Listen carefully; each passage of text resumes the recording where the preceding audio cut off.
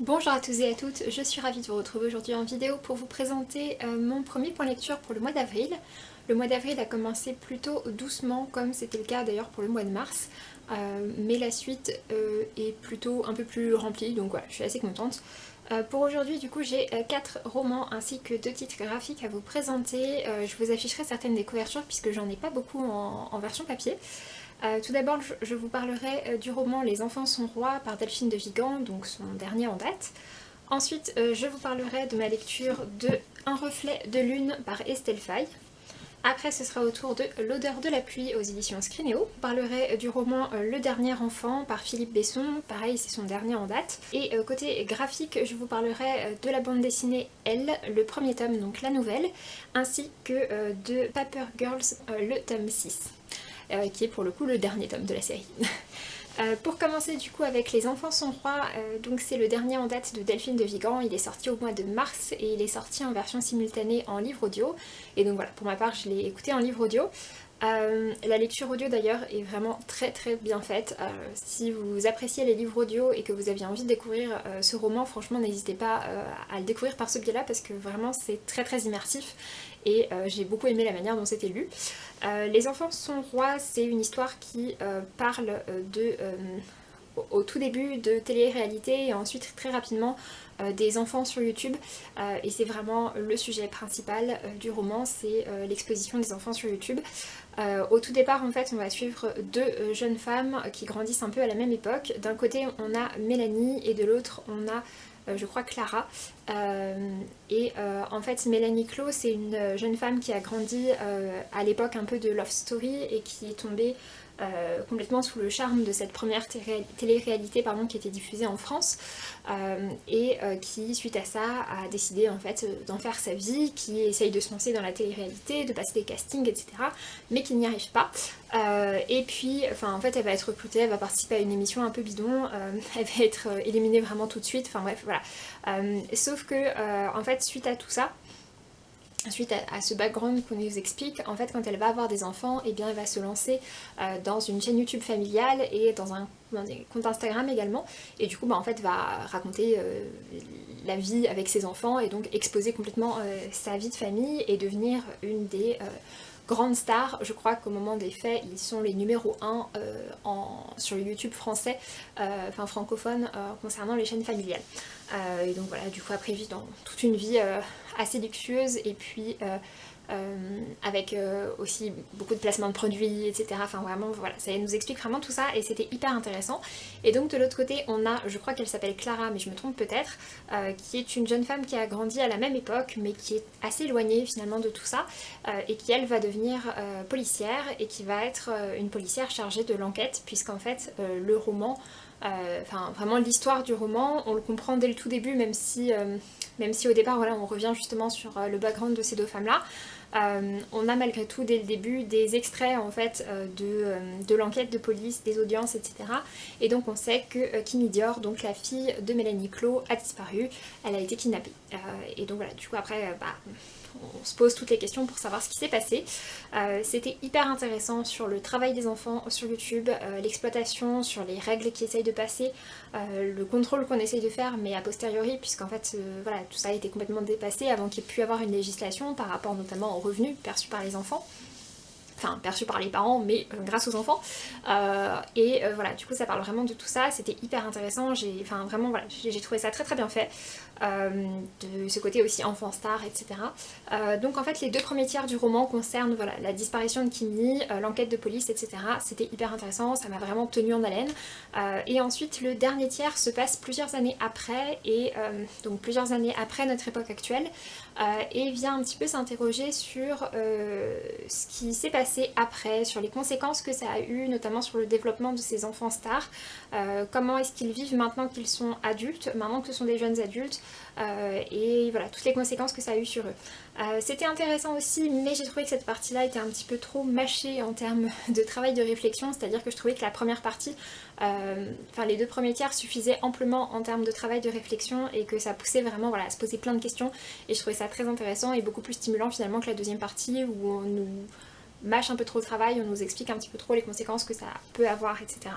Mais voilà, vraiment c'était une chouette lecture, j'ai passé un bon moment avec, comme toujours avec Delphine de Vigan, c'est impeccablement écrit, c'est vraiment très bien fait, donc voilà, je vous le recommande, et du coup je lui ai mis la note de 17/20. Ensuite, je me suis plongée dans Un reflet de lune par Estelle Faye, qui est sorti, je crois, au mois de janvier, aux éditions donc Actu SF, dans cette très jolie collection. Et du coup, Un reflet de lune, c'est une sorte de suite à son roman Un reflet de givre, qui est sorti il y a quelques années maintenant, que j'avais vraiment beaucoup aimé, qui était disponible en grand format au bouton électrique et qui est également disponible en poche chez Folio SF. Vraiment voilà, Un éclat de givre, c'est un roman que j'ai beaucoup aimé, donc quand Estelle Faye avait annoncé qu'elle allait repartir dans cet univers, replonger avec le personnage principal de Chet, j'étais juste super contente. Et donc en fait Chet, enfin Un éclat de givre du coup c'est un titre qui se passe dans un Paris post-apocalyptique dans lequel on suit Chet qui est un jeune homme qui est transformiste, qui en fait se déguise en femme pour être chanteuse de jazz, etc. Et très célèbre sous son personnage féminin. Et donc on le suivait dans toute une aventure dans justement ce Paris post-apo. C'était très sympa et donc du coup on revient à nouveau avec Chet, toujours à Paris, dans Un reflet de lune, en sachant que les deux histoires sont vraiment différentes. Je vous conseillerais quand même d'avoir lu Un éclat de givre avant parce qu'on y fait référence. Et parce que voilà, on retrouve tous les personnages, y compris secondaires, etc. Donc voilà, on y fait quand même beaucoup de références, donc je vous conseille de lire Un éclat de givre, même si ce sont des histoires qui sont assez différentes l'une de l'autre et qui parlent pas de la même chose, etc. Du coup, dans Un reflet de lune, Chet en fait va se retrouver au milieu de tout un truc, puisqu'il se rend compte qu'il y a des personnes autour de lui qui meurent, et qu'il y a des personnes qui disent l'avoir croisé à des endroits où il n'était pas. Donc on commence à se poser pas mal de questions et puis tout ça va petit à petit prendre en ampleur. On le suit toujours donc aussi dans le jazz, etc. C'est un titre que j'ai trouvé intéressant, j'ai beaucoup aimé retrouver l'univers et les personnages créés par Estelle Faye que j'avais déjà adoré dans Un éclat de givre, donc pour ça j'étais vraiment très contente. Pour ce qui est de l'histoire, je l'ai trouvée intéressante mais assez longue à démarrer, et notamment parce qu'il y a pas mal d'éléments différents et en fait pendant une grosse partie du roman on a l'impression de sauter d'un élément à l'autre sans qu'ils aient vraiment de lien, et tous les liens sont plutôt expliqués sur la fin, mais c'est vrai que du coup au début c'est pas forcément une lecture très fluide. J'ai mis assez longtemps à le lire alors qu'il fait 300 pages et que c'est écrit assez gros. Bon, j'étais aussi assez prise à ce moment-là, mais c'est vrai que par rapport aux autres écrits d'Estelle Faye, je l'ai trouvé peut-être un petit peu moins entraînant. Malgré tout, j'ai passé un bon moment avec, et comme je l'ai dit, voilà, j'aime beaucoup les personnages, ainsi que l'univers, et du coup je lui ai mis la note de 16/20. Ensuite, j'ai donc lu L'odeur de la pluie par Gwendoline Vervel, donc aux éditions Scrinéo. Alors pour le coup celui-ci je l'ai bouffé, je l'ai lu vraiment en 1h30, 2 heures, enfin voilà, vraiment je suis même pas sûre d'avoir fait une pause dans ma lecture. Il fait donc 240 pages, c'est écrit assez gros et il y a également des conversations SMS qui sont ajoutées à l'intérieur, des petites en-têtes de chapitres mignonnes. Donc voilà, pour ce qui est de l'histoire de L'odeur de la pluie, alors c'est un titre qui est... Enfin, voilà, la couverture est plutôt lumineuse, etc. Mais il y a un trigger warning juste ici à l'arrière et également à l'intérieur qui précise donc ce roman aborde des sujets sensibles et peut-être difficiles à lire pour certains lecteurs et lectrices. C'est un titre effectivement qui est quand même assez difficile. Je regarde sur le communiqué de presse à partir de quel âge ils l'ont mis. À partir de 15 ans, voilà quand même. Par rapport à la couverture, par rapport à ce que peut faire Scrinéo, puisqu'ils font à partir vraiment de la jeunesse, c'est pas un titre qui est très joyeux, hein. C'est un titre qui vous plaira, notamment si vous avez aimé le roman Nous les filles de nulle part, qui est je trouve un magnifique roman par Amy Reed. Et tous les romans qui parlent en fait de ce type de sujet, donc du harcèlement. En l'occurrence on parle de deux choses ici, on parle à la fois de harcèlement scolaire, pour différentes raisons, et puis on parle également d'agression sexuelle, et ça dans le cadre d'un lycée. D'agression sexuelle en fait qui se savent au lycée, et qui entraînent toute une réputation, etc. Enfin voilà, c'est un sujet qui est quand même assez difficile, que j'ai trouvé vraiment très bien traité. Et j'ai trouvé en fait que c'est un titre dans lequel il y a beaucoup de choses très dures, mais qui a aussi beaucoup d'espoir, et que l'autrice a choisi certes de montrer des choses très difficiles, mais ensuite de montrer une reconstruction et de montrer un cheminement et une cohésion dans le groupe d'amis et du coup d'en montrer plutôt une version positive. Et je pense que c'est quelque chose de bien parce qu'on a besoin aussi d'avoir des récits positifs sur ce type de sujet et pas juste des récits qui montrent à quel point c'est horrible, même si cela soit important aussi. Mais voilà, c'est intéressant d'avoir un peu de tout et en l'occurrence c'est un titre dans lequel il y a beaucoup de choses très difficiles mais qui est quand même globalement sur une note d'espoir et ça fait du bien après ce qu'on vient de dire. Donc voilà, L'odeur de la pluie du coup c'est l'histoire de Mélodie et Faustine qui sont deux meilleures amies qui sont en seconde, enfin qui entrent enfin en seconde, donc qui entrent enfin au lycée.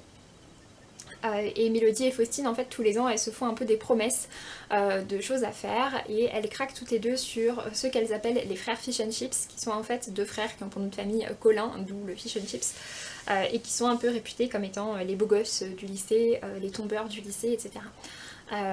Et du coup, elles se fixent comme objectif eh bien, de sortir avec et peut-être même de faire leur première fois. On a également un troisième personnage qui est le personnage de Fred, qui est un adolescent absolument génial et très très touchant, que j'ai beaucoup aimé. On a aussi... en fait, voilà, Fred c'est le troisième narrateur, je crois qu'il est également narrateur. Et puis on a d'autres personnages autour, j'ai beaucoup aimé, je crois le personnage de Mehdi, je crois que c'est comme ça qu'il s'appelle. Enfin voilà, vraiment, donc on a ce groupe de personnages là. Et puis donc effectivement Mélodie qui au départ est une jeune fille vraiment assez détestable. On la voit dans son comportement avec Faustine, etc. Enfin vraiment elle m'a franchement agacée. Mais justement c'est pour nous montrer ensuite tout ce qui va se passer puisque c'est elle qui va être au cœur du sujet de cette agression sexuelle. Et c'était vraiment un récit difficile mais j'ai beaucoup aimé l'entraide et tout ça qui fait vraiment du bien et le fait de voir que ses amis vont la soutenir et vont l'aider et ça c'était chouette. C'est également un titre dans lequel il y a des termes qui sont très agressifs envers les personnes LGBT, ce que je préfère également prévenir, voilà. Donc c'est un titre qui peut être quand même assez difficile malgré cette jolie couverture très douce et le fait que ce soit un roman très court et qui se lise très bien, mais voilà, mais j'ai trouvé vraiment qu'il abordait tous ces sujets d'une manière très juste. C'est un premier roman et franchement je trouve ça très réussi. Je suis très curieuse de voir ce que publiera Gwendoline Duvervel par la suite. Je lui ai mis du coup celui-ci la note de 17 sur 20 et je remercie du coup les éditions Scrinéo pour cet envoi. Ensuite, j'ai lu Le Dernier Enfant par Philippe Besson, qui est son dernier en date. Philippe Besson, c'est un auteur que j'aime beaucoup, et ici aussi, et dont j'attendais avec impatience cette nouvelle sortie. Comme pour Le Delphine de Vigan, en fait, assez rapidement après sa sortie, il était disponible en version audio. J'ai lu beaucoup de livres de Philippe Besson en version audio en plus de ça. Donc voilà, du coup, je l'ai découvert par ce biais-là, puisque c'est vrai que ce sont des romans sinon qui coûtent quasiment 20 € pour des titres qui font globalement un petit 200 pages et qui se lisent très vite. Donc je trouve ça toujours un peu frustrant de mettre ce prix-là dans un livre neuf qui va se lire aussi vite. Donc voilà, du coup c'est pour ça que je l'ai lu en version audio, puisque du coup j'avais une option de crédit audio et que voilà, du coup j'avais l'opportunité de le découvrir. C'est un titre que j'ai bien apprécié, même si c'est vraiment pas mon préféré de Philippe Besson. Pour ma part, j'ai découvert Philippe Besson avec Arrête avec tes mensonges. J'ai lu du coup sa trilogie, donc Arrête avec tes mensonges, un certain Paul Darigrand, et Dîner à Montréal, qui est un joli coup de cœur. J'avais également adoré Les Passants de Lisbonne, que je vous recommande aussi très chaudement, et puis j'en ai lu quelques autres, mais qui m'ont moins convaincue que les 4 que je viens de vous citer. Dans l'histoire du dernier enfant, c'est l'histoire d'une femme qui s'appelle Anne-Marie et qui voit son dernier fils, dont j'ai oublié le prénom, quitter la maison. En fait, donc ils ont eu 3 enfants et le fils, et c'est vraiment le petit dernier de très loin, et quand il quitte la maison, c'est un gros déchirement pour Anne-Marie qui se demande en fait ce qu'elle va faire de sa vie globalement. D'autant plus que bon, son couple c'est pas forcément toujours très évident, elle est mariée avec un homme qui est assez bourru, qui exprime pas beaucoup ses sentiments, et on voit que c'est un peu compliqué, qu'elle se pose vraiment beaucoup de questions et qu'elle est très inquiète par rapport au fait que son fils parte habiter, et d'autant plus qu'en fait il part habiter pas très loin, donc elle comprend pas pourquoi est-ce qu'il veut partir, elle se dit qu'il serait mieux à la maison, enfin bref voilà. Et du coup ça permet également de replonger dans tous leurs souvenirs de famille ensemble, et c'est cet aspect là que j'ai beaucoup aimé. Anne-Marie c'est une femme avec laquelle j'ai eu du mal à m'attacher, parce que son histoire de l'enfant qui part et auquel elle a du mal à dire au revoir, c'est pas du tout quelque chose que qui se rapproche de ce que je connais, qui se rapproche de mon vécu, etc. Et du coup voilà, c'est pas quelque chose qui m'a parlé. Par contre, toute la plongée voilà, dans les souvenirs de famille, etc., des bons moments passés ensemble, et les questionnements sur qu'est-ce qu'on va faire maintenant qu'on est que tous les deux et qu'on n'a plus d'enfants avec nous, tout ça, ça c'était intéressant, et ça m'a bien plu. Donc voilà, il y avait certaines choses qui m'ont plu et d'autres qui m'ont un petit peu moins convaincue, qui m'ont un petit peu moins touchée parce que j'étais pas très concernée. La lecture audio est vraiment très très chouette à nouveau, c'est une très bonne lecture audio qui est très bien faite. Voilà, du coup c'était une chouette lecture, c'est pas mon préféré de Philippe Besson, mais si le thème vous parle, pourquoi pas le découvrir, et j'ai mis du coup la note de 16 sur 20. Côté graphique, j'en ai donc deux à vous présenter. Tout d'abord le premier tome de Elle, donc la nouvelle. J'ai été clairement attirée par cette couverture que je trouve absolument incroyable, par ce style de dessin que j'ai beaucoup aimé sur la couverture et que j'ai beaucoup aimé sur l'ensemble de l'album. Je vais essayer de vous mettre quelques planches également sur l'écran. Elle, du coup, c'est l'histoire en fait d'une jeune fille qui s'appelle Elle, qui est donc cette jeune fille avec ses cheveux roses, qui va arriver dans un nouveau collège, je crois qu'elle est au collège, qu'on va suivre, et en fait on va découvrir assez vite qu'elle a finalement différentes personnalités, et qu'il y en a certaines parfois qui peuvent prendre le dessus. Il y a une personnalité qui est par exemple très timide, une autre qui est au contraire très vantarde et très expressive et exubérante, etc. Enfin une qui est très mystérieuse, enfin voilà, toutes ces différentes facettes d'elle qu'on va découvrir. Je crois qu'il y en a 5 en tout. C'était vraiment très chouette, et puis du coup on la suit dans son groupe d'amis, il y en a certains qui se posent des questions, puis ça va partir ensuite dans toute une histoire un peu de mystère avec une espèce d'enquête, puis tout un questionnement qui fait peut-être un peu penser à de la SF, aussi dans certaines planches. Donc voilà, c'est un premier tome, il fait quand même 96 pages, donc c'est plus long qu'une bande dessinée habituelle. Du coup on a une introduction, mais qui est quand même un peu... Enfin c'est pas juste une introduction un peu survolée, c'est une introduction déjà où on entre un peu déjà quand même dans le vif du sujet. Donc voilà, c'était vraiment chouette. Je sais pas combien de tomes sont prévus, mais j'ai vraiment bien apprécié, et les dessins sont juste géniaux. Ça parle pas mal du mal-être adolescent finalement à travers ses différentes personnalités, et ça c'était intéressant aussi. Puis le groupe d'amis est très chouette. Donc voilà, celui-ci je lui ai mis la note de 17 sur 20. Et comme pour Paper Girls, les deux je les ai découverts sur la plateforme Isneo, dont je vous parle assez régulièrement, qui permet de lire des ouvrages graphiques en ligne. Pour ce qui est de Paper Girls, donc c'est le 6e et dernier tome de la série. C'est donc écrit par Brian Cavogan, qui est également le scénariste de Saga, qui est une série de comics que j'adore, et sur lequel j'attends désespérément, comme tout le monde, qu'il se redécide à continuer la série, puisqu'elle est en pause depuis longtemps. Mais apparemment elle était en pause notamment pour faire d'autres projets, donc maintenant que Paper Girls est fini, j'espère qu'il va pouvoir revenir à Saga. Et du coup donc l'histoire de Paper Girls, c'est une histoire qui débute aux États-Unis, dans une petite ville un soir d'Halloween. On a un groupe de 4 jeunes filles qui sont en fait des distributrices de journaux, d'où le titre Paper Girls, et parmi elles il y en a une nouvelle. Et comme c'est le soir d'Halloween, c'est toujours une ambiance un petit peu particulière, un petit peu creepy, et il y a un côté un peu underground aussi dans la série. Et puis en fait elles vont basculer, elles vont tomber dans une sorte de faille spatio-temporelle, et ensuite ça va partir dans du voyage spatio-temporel. C'était très sympa, j'ai beaucoup aimé les suivre, j'ai beaucoup aimé le groupe d'amis et la dynamique entre les 4 jeunes femmes, ainsi qu'avec les autres personnages qu'elles vont rencontrer. Je vous en dirai pas plus, mais voilà, vraiment c'était très chouette. J'ai beaucoup aimé cette série dans son ensemble, c'est une série que je vous recommande de découvrir. Elle est donc maintenant terminée en 6 tomes, les personnages sont très attachants. J'ai beaucoup aimé cette conclusion que je trouve très jolie par rapport à l'amitié qui lie ces jeunes filles et par rapport au lien qu'il y a entre elles. Par contre il y a certains chapitres, et notamment un passage que je trouvais pas très lisible et pas très facile à suivre, puisqu'en fait on avait la planche qui était divisée en 4 parties comme ça, et chaque partie suivait une des jeunes filles, et du coup c'était complètement emmêlé. Enfin j'ai pas trouvé ça très simple à suivre pour cette partie là. Sinon c'est une série qui était vraiment sympa, mais voilà, ça c'était un petit peu trop enchâssé, les différents récits un peu trop enchâssés pour que ce soit vraiment fluide à suivre. Mais voilà, dans l'ensemble du coup ça a été aussi une bonne lecture. Je suis contente du coup d'avoir terminé cette série, je suis contente de l'avoir lue. Et du coup j'ai mis la note de 16 sur 20 à ce dernier tome. Sur ce, j'en ai donc fini avec cette vidéo, j'espère que ça vous aura plu. N'hésitez pas à me dire si je vous ai donné envie de découvrir certains de ces titres, s'il y en a certains qui vous intéressent, s'il y en a certains peut-être que vous avez déjà lus, et dans ce cas à me dire ce que vous en aviez pensé. Et puis donc pour ma part je vous laisse et je vous dis à très bientôt pour une prochaine vidéo.